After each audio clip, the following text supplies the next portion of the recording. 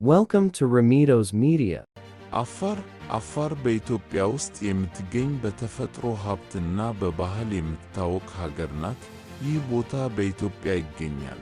ከዓለም በጣም ሞቃት ከሆኑ ቦታዎች አንዱ እሳተ ገሞራ፣ ሰፊ የጨው ሜዳዎች እና ለመቶዎች ዓመታት የተጠበቀ ልዩ ባህል ያለው። ዛሬ እንመራችሁ ወደ አፋር ክልል።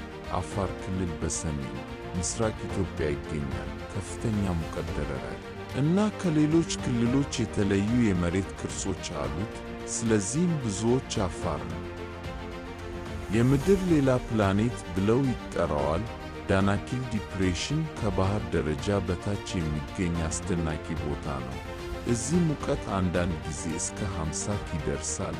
ኤርታ አሌ ደግሞ ሁልጊዜ እሳት የሚፈሳ እሳተ ገሞራ ሲሆን ከዓለም ሁሉ ቱሪስቶችን ይስባል። አፋር ሕዝብ ለመቶዎች ዓመታት ጨው በመቁረጥ ኑሮውን ይመራል። ጨው በግመል ላይ ተጭኖ ለረጅም ጊዜ ይጓዛል። ይህ የጨው መንገድ የአፋር ታሪክና ባህል ነው።